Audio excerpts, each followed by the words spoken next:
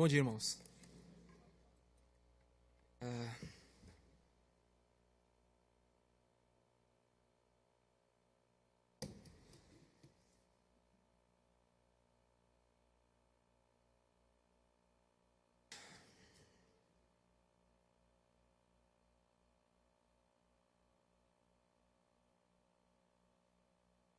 Irmãos, eu estou brilhando um pouco aqui, o rosto, mas não é unção não, tá, irmãos? É suor mesmo.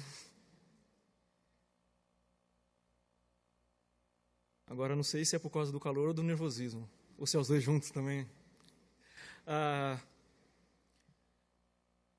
O título da mensagem de hoje, dessa manhã, é uma boa notícia, ou boa notícia que não agrada. A boa notícia não agrada. Nós estamos no nosso terceiro domingo da nossa série expositiva do livro de Gálatas, e eu gostaria de, como introdução dessa mensagem, que nós recapitulássemos brevemente o que nós vimos até aqui. A carta, escrita por Paulo, destinada aos Gálatas, ela foi escrita para igrejas da região da Galácia. A Galácia, ela era uma região onde hoje aproximadamente fica a Turquia. Segundo muitos dizem, a Galácia havia duas Galácias. Ela é dividida em duas partes, a Galácia do Norte e a Galácia do Sul.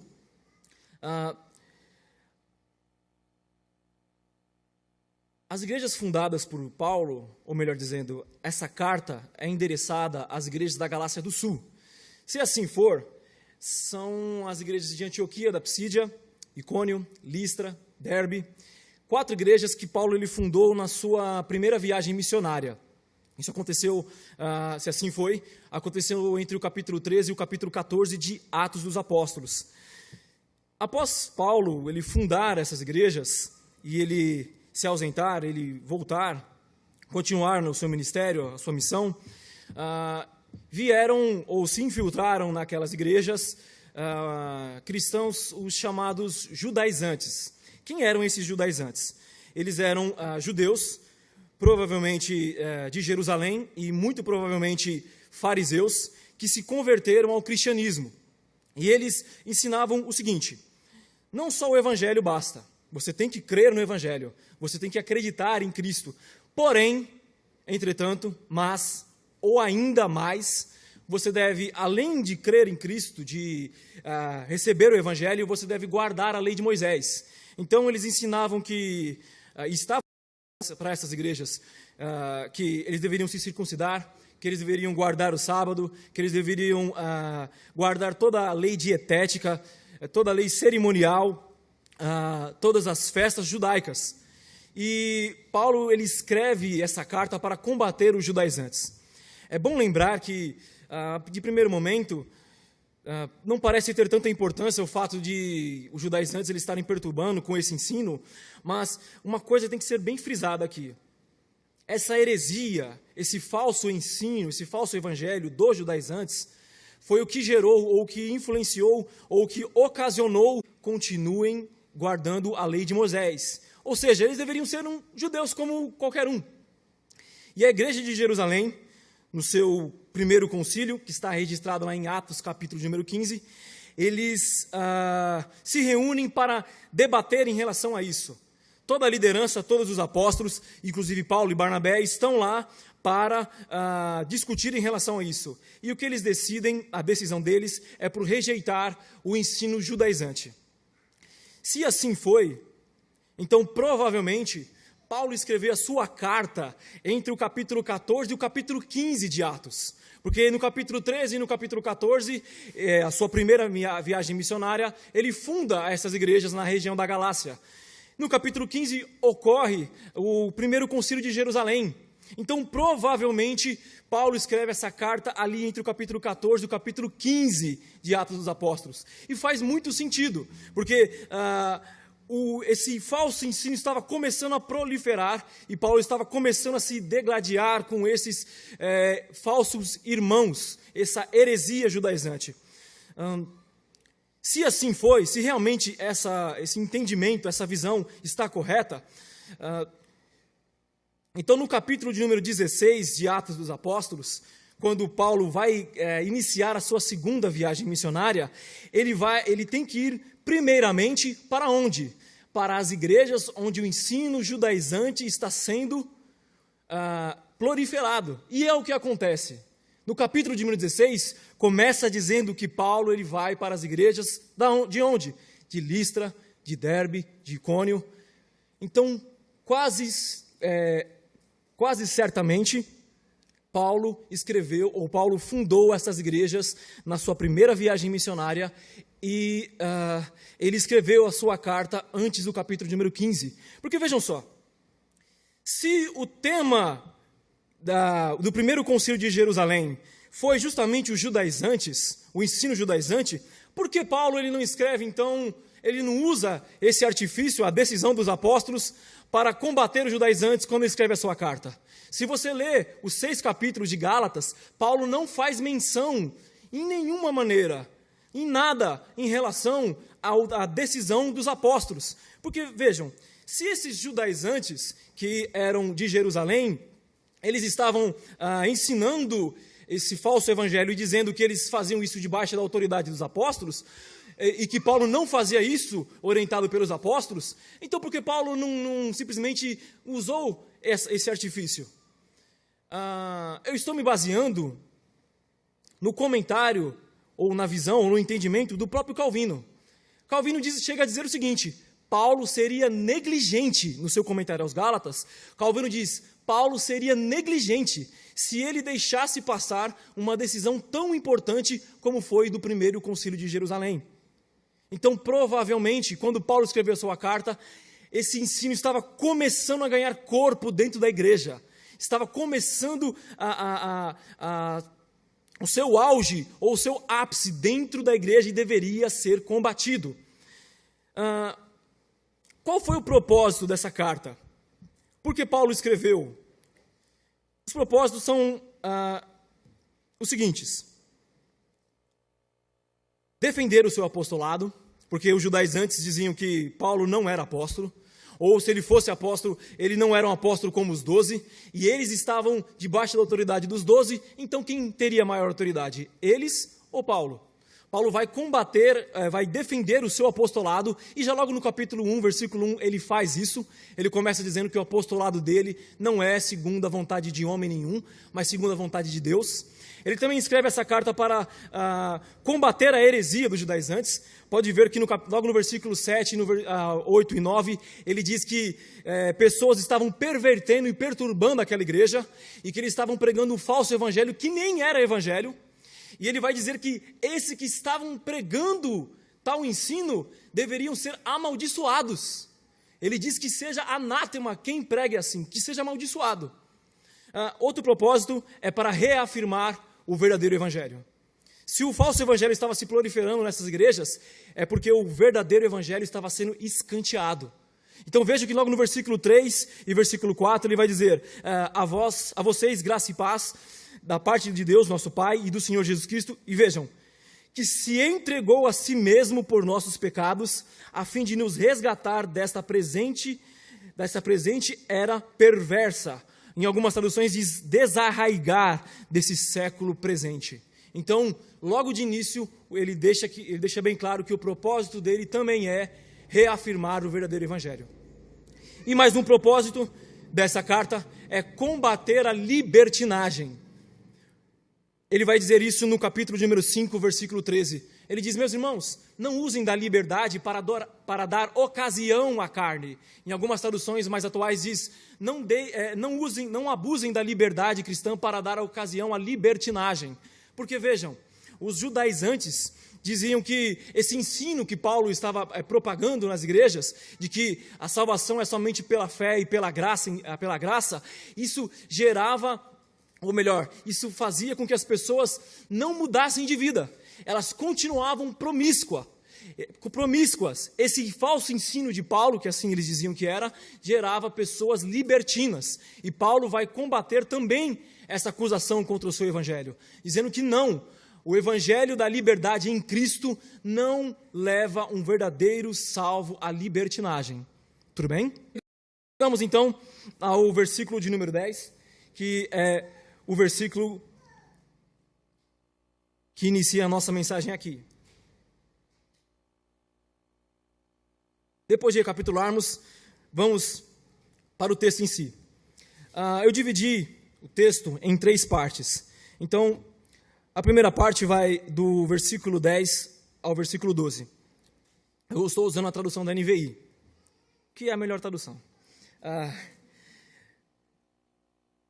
Versículo 10. Acaso busco eu agora a aprovação dos homens ou a de Deus? Ou estou tentando agradar a homens? Se eu estivesse procurando agradar a homens, não seria servo de Cristo. Irmãos, quero que saibam que o evangelho por mim anunciado não é de origem humana.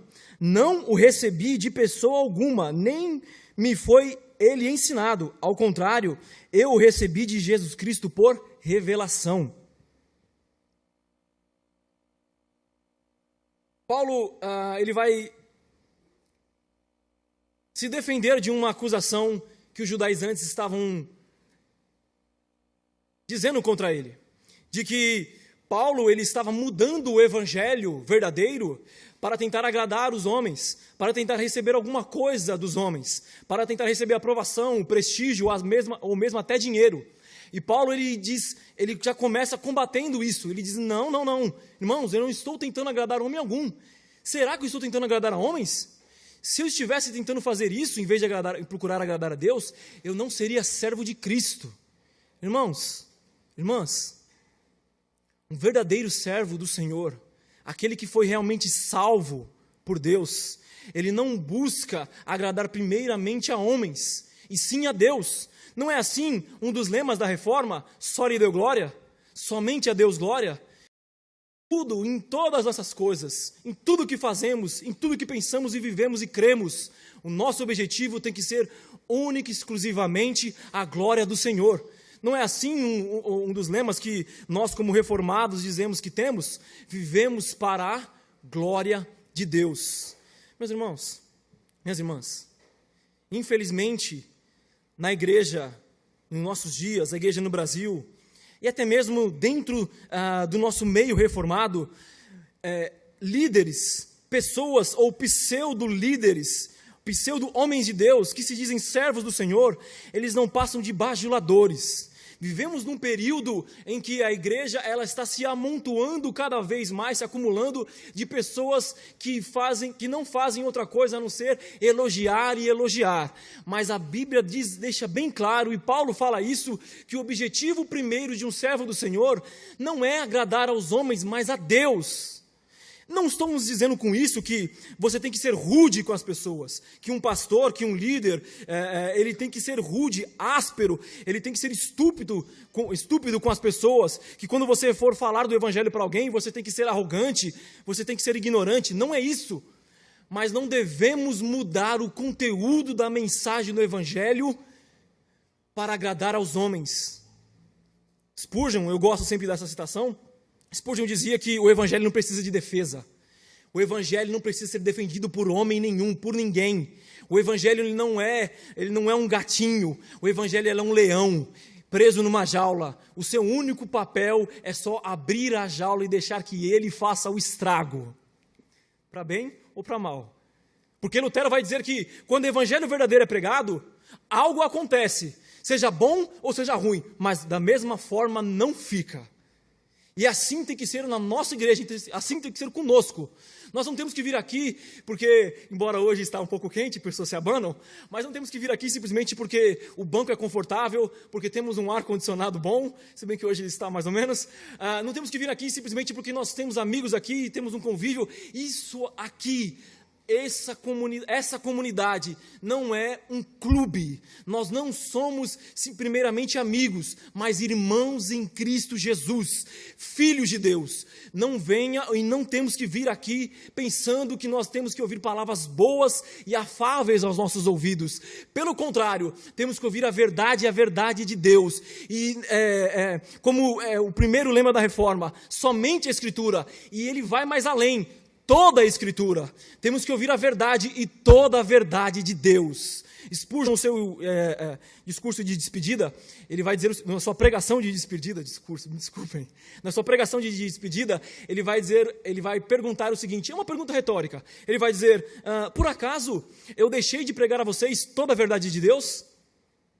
Meus irmãos, minhas irmãs, nós temos que ouvir a verdade. E a verdade de Deus, ela confronta o ser humano.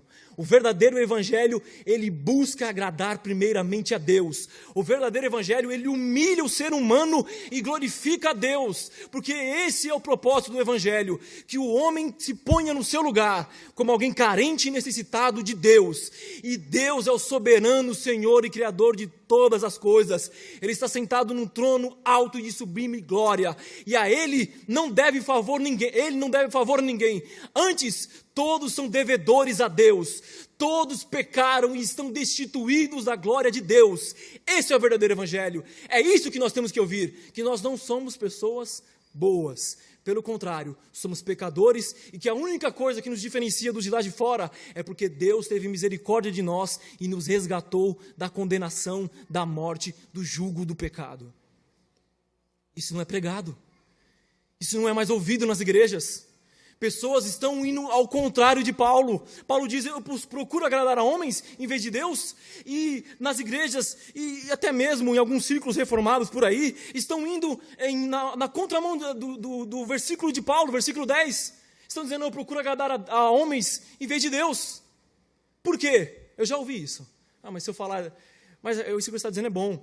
Mas se eu falar isso todos os dias, todas as semanas na minha igreja, a igreja vai esvaziar. Se esquecem do que Jesus vai dizer, salvo engano, no capítulo de número 6 de João, quando ele acaba de pregar uma mensagem impactante, os próprios discípulos dizem, essa mensagem é dura, quem poderá ouvi-la? E alguns começam a se afastar de Cristo, começam a não andar mais com ele, e os 12 estão ali do lado, e ele olha para os 12 e diz o quê? Vocês vão me abandonar também? Não. Ele olha para os 12 e diz, vocês querem porventura ir embora também? Meus irmãos, se nós pudermos agradar a Deus e aos homens ao mesmo tempo, façamos isso. Mas na maioria das vezes, não vamos agradar a Deus e aos homens ao mesmo tempo. Porque o homem ele é inimigo de Deus, como diz Romanos 5, ele está contra o Senhor, ele é rebelde. Como então agradaremos aqueles que são rebeldes ao nosso Senhor?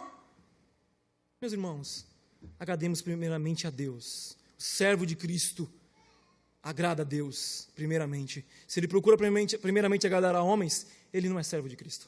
Ele vai dizer no versículo de número 11 e 12, recebi não é de origem humana. O Evangelho, a palavra de Deus, ela não é segundo a vontade do ser humano, não é segundo a vontade dos homens. Veja o que diz a segunda carta de Pedro, capítulo de número 1, versículo 20 e 21. 2 Pedro 1, do 20 ao 21, diz assim, antes de mais nada, saibam que nenhuma profecia da Escritura provém de interpretação pessoal ou particular. Versículo 21, pois jamais a profecia teve origem na vontade humana, mas homens falaram da parte de Deus, impelidos pelo Espírito Santo. Impelidos pelo Espírito Santo. Meus irmãos, Paulo, quando diz isso, que o evangelho que ele recebeu não veio de origem humana, ele está querendo dizer duas coisas. Primeiro, rebatendo a acusação que eles faziam contra ele,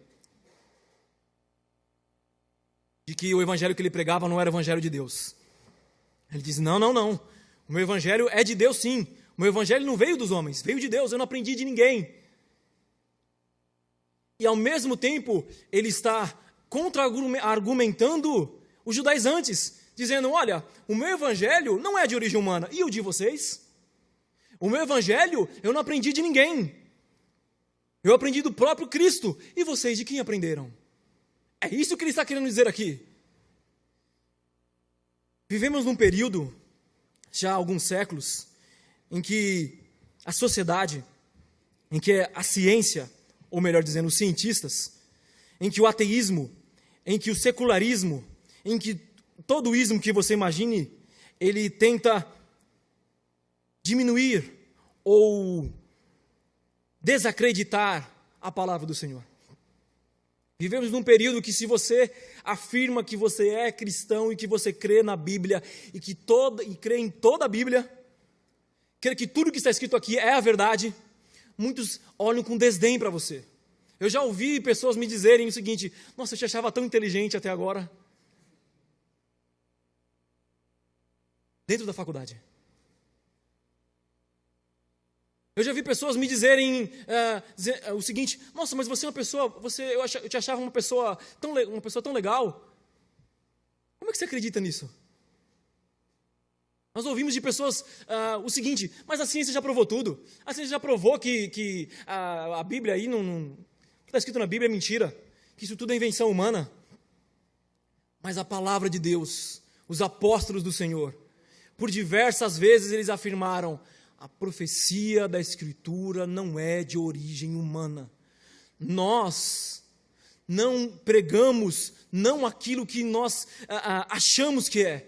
Nós pregamos não aquilo que nós aprendemos de homens, mas aquilo que vem da Escritura Sagrada.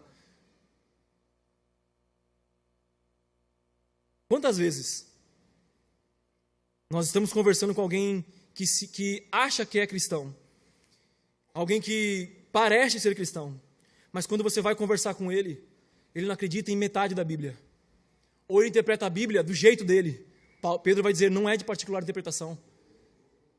Você pega a Bíblia e começa a mostrar para a pessoa verdades que são inegáveis, que não tem como interpretar de outra maneira, como o capítulo 9, por exemplo, de Romanos, e a pessoa olha para você e descaradamente ela diz: mas isso é sua visão, mas isso é o que você acha, eu não enxergo dessa maneira.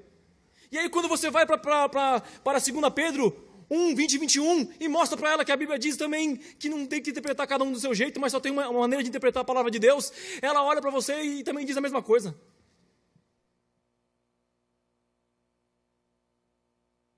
Se a palavra de Deus, se o Evangelho fossem de origem humana, ele mudaria como o mundo muda, como o ser humano muda. Não é verdade? Nós não mudamos. Coisas que nós sabíamos até décadas, séculos atrás já mudaram. A maneira como a sociedade enxergava muitas coisas, como o casamento, como, por exemplo, a ciência, a cultura.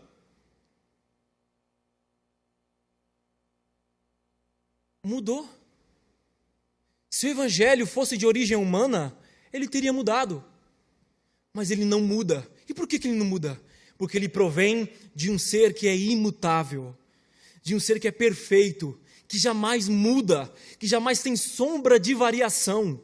Se ele provém de origem humana, e ele provém de origem humana, ele não provém de origem humana, ele teria mudado. Mas como ele não provém de origem humana, antes ele provém de origem divina, ele é imutável. E nós podemos crer, nós podemos ter orgulho disso, nós podemos pregar com confiança, porque o Evangelho provém da vontade de Deus. Como Paulo vai dizer em Romanos capítulo número 1, versículo 16, eu não me envergonho do Evangelho. Por quê? Porque ele é o poder de Deus para salvar todo aquele que crê.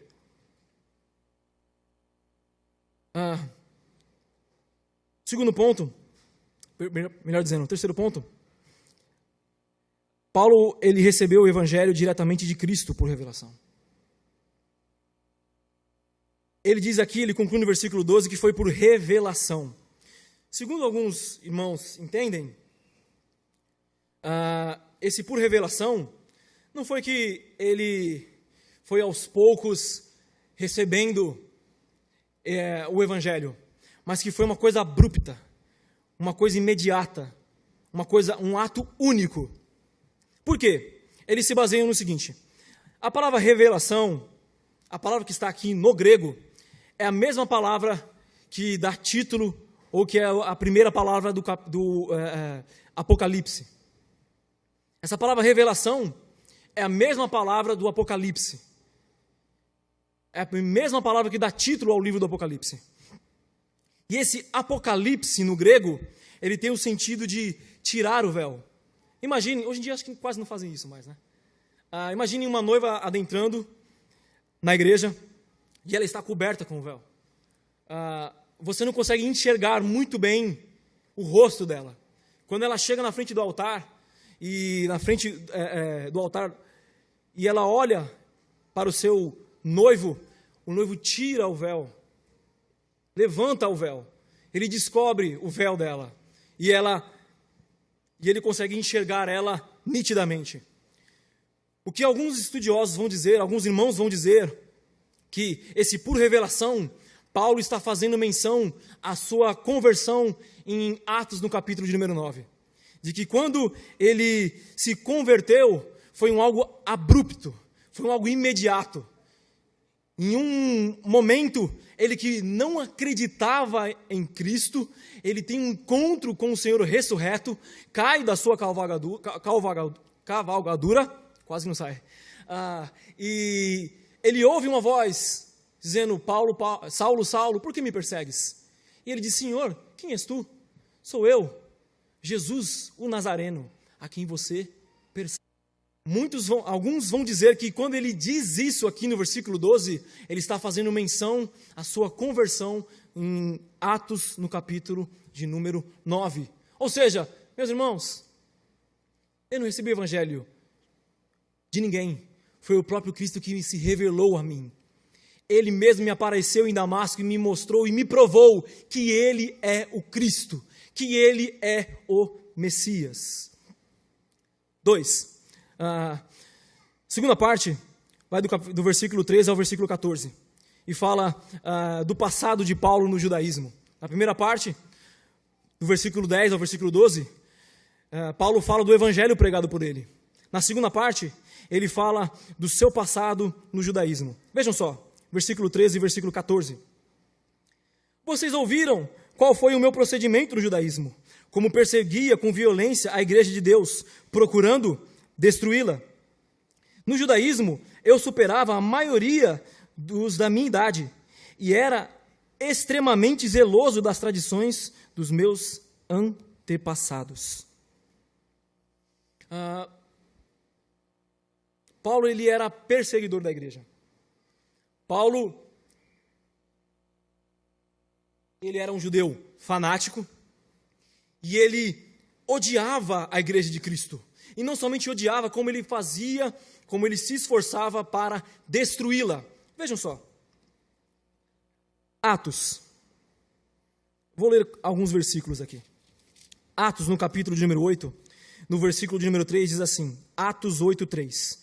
Saulo, por sua vez, devastava a igreja, indo de casa em casa, arrastava homens e mulheres e os lançava na prisão. Ele invadia a casa dos cristãos e arrastava eles para fora. Capítulo 9, versículo 1 e versículo 2.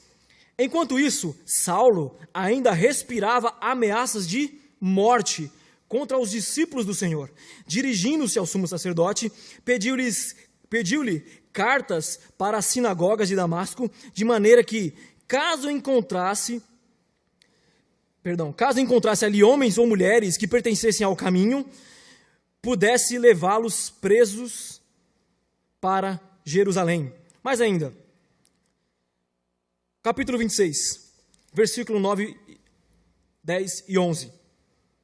Agora Paulo está relembrando o seu passado. Versículo 9. Eu também estava convencido de que deveria fazer todo o possível para me opor ao nome de Jesus, o Nazareno.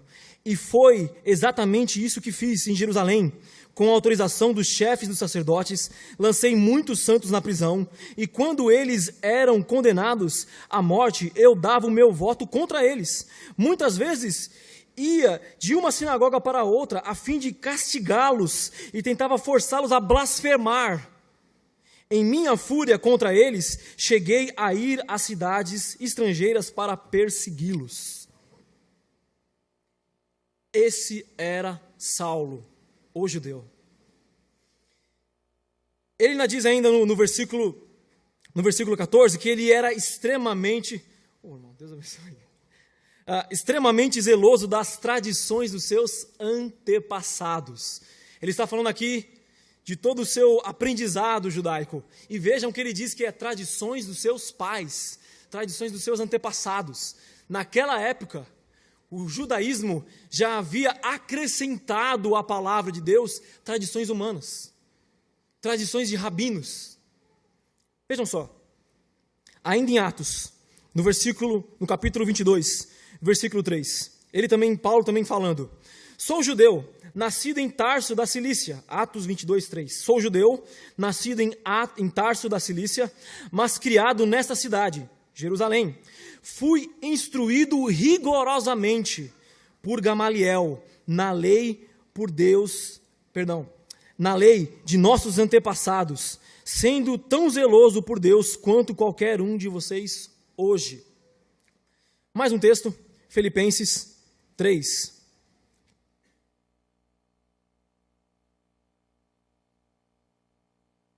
Filipenses 3, 4 a 6. Diz assim, Filipenses 3, do 4 ao 6. Embora eu mesmo tivesse razões para ter autoconfiança, para ter tal confiança, para me vangloriar. Se alguém pensa que tem razões para confiar na carne, para confiar em si mesmo, eu ainda mais, circuncidado no 8º dia, pertencente ao povo de Israel, da tribo de Benjamim, hebreu de hebreu, quanto à lei, fariseu, quanto ao zelo, perseguidor da igreja, quanto à justiça que há na lei, irrepreensível. Agora, por que Paulo ele fala do seu passado no judaísmo? Por que ele está falando se defendendo falando do evangelho e de repente ele para e começa a relembrar o seu passado no judaísmo? Por que Paulo faz isso? Para mostrar, meus irmãos, que se eles queriam mesclar cristianismo com judaísmo, Paulo deveria fazer a mesma coisa. E para mostrar que ele saiu de lá. E se ele saiu de lá, é porque ele não deveria ficar lá. Então, porque se ele não deveria ficar lá e saiu de lá, porque agora eles, cristãos da Galácia, estavam indo para lá? Entendem? Meus irmãos, eu pertencia ao judaísmo. E detalhe, no judaísmo, na minha época, ele está falando aqui na sua mocidade, eu excedia em muitos da minha idade. Eu era zeloso, eu perseguia a igreja, eu tentava destruir a igreja de todas as maneiras. Mas quando Cristo se revelou a mim, eu abandonei tudo isso. Mais aqui para frente, em Filipenses 3, ele vai dizer que aquilo era refúgio. E se formos no original, me perdoem aqui o linguajar, ele está dizendo que isso é esterco. Isso é algo que ele não deveria se apegar. Ele deveria abandonar aquilo que não servia para nada. Ora, se um judeu, se um fariseu, zeloso, fervoroso, hebreu de hebreu, circuncidado, ele abandonou tudo isso, todo o judaísmo, por causa de Cristo, quando ele descobriu a Cristo, porque agora eles, gentios, que ouviram a palavra do Senhor, que creram, que foram salvos, agora querem voltar para o judaísmo.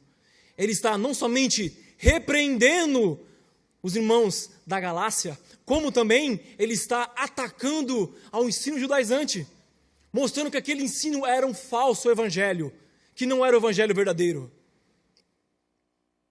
Irmãos, judaísmo não é cristianismo. Judeu não é cristão. Se eu for aprofundar só um pouquinho nisso, você vai chegar à conclusão de que judeu não é filho de Deus.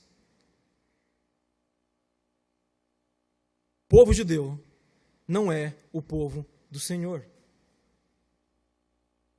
O povo de Deus, ele crê em Cristo. O povo de Deus, diz em João capítulo de número 10, ele é ovelha de Cristo, o bom pastor. E ele ouve a voz do pastor e ele segue. Ele ouve a voz de Cristo e segue a Cristo. Aí eu te pergunto, se judeu é filho de Deus, por que ele não ouve falar de Cristo e crê em Cristo?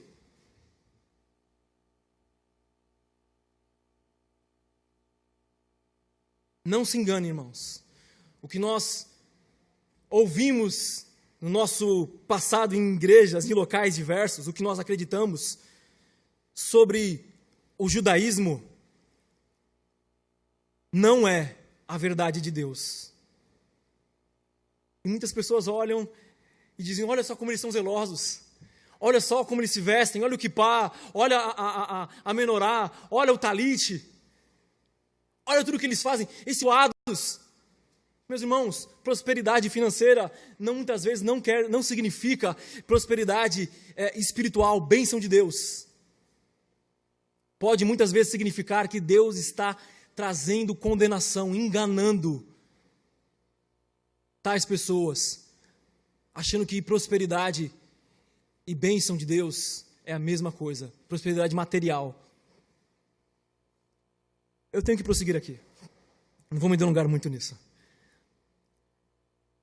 Terceira parte, fala da conversão de Paulo. Vai do versículo 15 ao versículo 17. Diz assim, 15. Mas Deus me separou desde o ventre materno e me chamou por sua graça, quando lhe agradou revelar o seu Filho em mim, para que eu o anunciasse entre os gentios. Não consultei pessoa alguma, tampouco subi a Jerusalém para ver os que já eram apóstolos antes de mim, mas de imediato parti para a Arábia e voltei outra vez para Damasco. Ele vem falar agora da sua conversão, dizendo, olha irmãos, eu era judeu, eu pertencia ao judaísmo, seguia a religião judaica, e agora eu não estou mais lá, eu me converti. E vejam só como ele diz, me separou desde o ventre. Quem já leu o livro do profeta Jeremias, no capítulo 1, versículo 5, versículo 15, ele fala da mesma maneira. Ele fala de uma visão que ele teve com Deus, e Deus diz para ele que ele separou ele desde antes do ventre materno. Deixa eu puxar um pouco aqui para nós. O que é isso senão a eleição incondicional de Deus? Deus soberanamente escolhendo. O que Paulo tinha feito antes de nascer? O que Paulo fez depois de nascer? Que merecesse ser salvo por Deus. Mas ele diz, Deus me elegeu desde antes de eu nascer, ainda no ventre da minha mãe.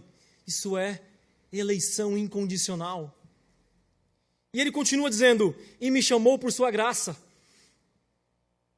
Vocês acham que Paulo realmente, se Jesus não tivesse encontrado com ele em Damasco, ele teria aceitado o evangelho? De bom grado? Como um bom reformado, bons reformados que nós somos, nós cremos que a graça ela é irresistível, que o chamado é eficaz. E esse versículo, esse verso é prova cabal disso. Mais uma delas, de que Deus escolhe quem Ele quer, e a eleição é incondicional, não tem condição nenhuma anterior para Deus escolher, e que quando chega o momento dele salvar alguém, Ele salva. Que quando Ele chama alguém, esse chamado é eficaz. Que quando a graça alcança alguém, ela é irresistível. Ele continua dizendo, no versículo número 16, que ele foi comissionado diretamente ao apostolado. É isso que ele quer dizer aqui no versículo 16. Revelar o seu Filho em mim, para que eu anunciasse entre os gentios. Não consultei carne alguma, nem carne nem sangue, tampouco eu subi para Jerusalém, para ver os que eram apóstolos antes de mim. Fui para a Arábia e depois voltei para Damasco. No versículo 18, nós veremos isso no próximo culto. Ele passou 3 anos ali. Ele deixa bem claro, sabe por quê eu prego o evangelho? Sabe por quê eu sou um apóstolo, sim, de Cristo? Isso ele está falando para os Gálatas que estavam começando a acreditar no falso ensino, nas acusações dos judaizantes, e também para os judaizantes. Sabe por que eu prego? Sabe por que sim, eu sou um apóstolo? Porque Cristo me chamou. Ele está repetindo aquilo que ele falou no versículo de número 1. Eu sou apóstolo, mas eu não sou segundo a vontade dos homens. Eu sou apóstolo porque o próprio Cristo me chamou. E ele ainda diz ainda aqui, nesse versículo, para onde Deus, melhor dizendo, qual foi a missão que Cristo deu para ele? Você vai ser apóstolo e você vai pregar, sabe para quem? Para os gentios. Ele vai dizer isso em algumas outras cartas. Eu sou apóstolo dos gentios. Por último aqui, irmãos, ele diz que ele partiu para a Arábia. Por que eu quero frisar isso? Ele partiu para a Arábia.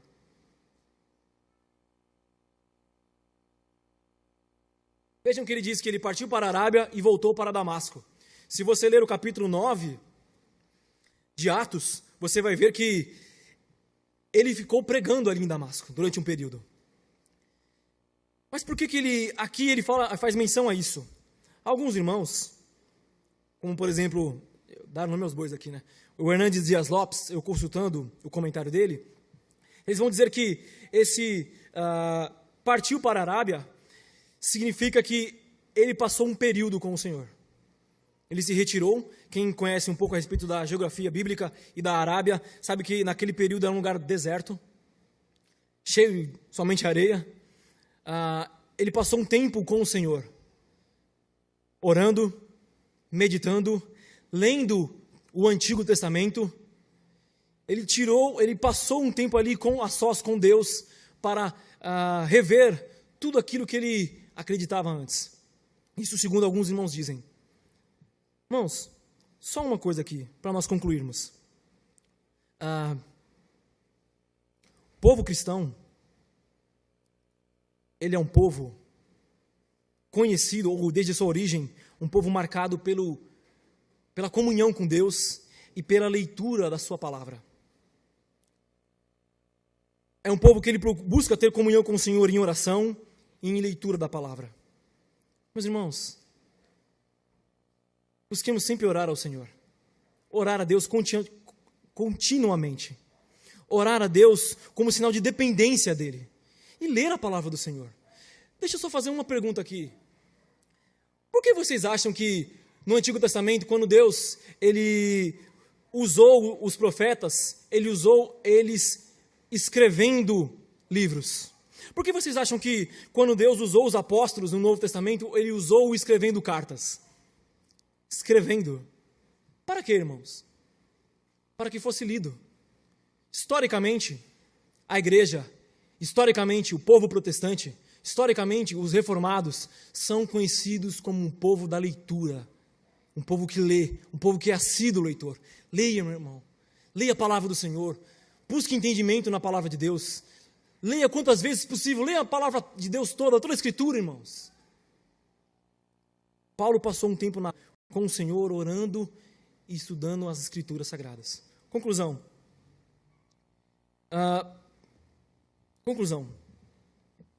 Meus irmãos, Deus ele é soberano. E a prova de que ele é soberano, a prova disso, é o seu Evangelho. O Evangelho não agrada a homens, mas cumpre a vontade de Deus. O Evangelho é prova de que Deus é soberano, porque o Evangelho não agrada aos homens, mas ele cumpre a vontade do Senhor. E a prova de que o Evangelho ele não agrada a homens é a conversão de Saulo. Por isso que ele coloca ali também. A prova de que o Evangelho não agrada a homens é a conversão do próprio apóstolo Paulo. O que vocês acham, meus irmãos? Que a igreja naquele período pensava que Paulo um dia seria convertido? Perdoe-me aqui, eu estou me baseando num comentário do próprio Augusto Nicodemos. Talvez eles até orassem para que Deus levasse embora, matasse a Saulo. A conversão de Saulo em Paulo é a prova de que o evangelho não agrada a homens, mas sim a Deus. A conversão de Paulo nos mostra 3 coisas. Que o judaísmo é contra Cristo. O judaísmo é contra Cristo, meus irmãos. Não se engane, meus irmãos. Judaísmo e cristianismo não são religiões irmãs. Paulo falando que, na verdade, é os cristãos que são filhos de Deus. E que é a igreja que é o povo do Senhor. E não Israel. Aguardem os próximos capítulos dessa série. Outra coisa, Paulo lembra do seu passado, mas não tem desejo, alegria nisso. Não olhem para a sua época, o seu período antes de Cristo com desejo, com vontade, irmãos, de voltar para aquilo. Não cumpra aquele provérbio da porca lavada que volta ao chiqueiro, que volta ao lamaçal, do porco, do cachorro que vomita e depois volta ao seu vômito. Olhem para isso e tenham alegria em Deus por ter te salvado. Não desejo de voltar àquilo. E última coisa, Deus salva quem Ele quer. Por isso, não devemos desanimar e persistir em pregar e orar. Talvez aquele teu vizinho, aquele teu parente, aquele teu filho, aquela tua filha, aquele teu marido, esposa, aquele teu amigo, aquele colega de trabalho, que você tem falado o evangelho para ele durante anos, e ele não se converte, ele continua sendo inimigo de Deus. Persista, meus irmãos, não desanime. Paulo é prova de que Deus age com quem Ele quer e como Ele quer. Não desanime, meus irmãos. Continue pregando a palavra do Senhor. Continue pregando o verdadeiro evangelho. Continue orando, pedindo ao Senhor a conversão daquele que você tanto deseja. Quem sabe ele não é um escolhido de Deus, e no tempo de Deus ele será alcançado pela sua graça. Vamos orar ao Senhor. Pai, nós te pedimos em nome de Jesus, nos dê graça, Senhor, para continuarmos crendo em Ti, crendo na Tua palavra e pregando o Teu evangelho, no nome de Jesus. Amém.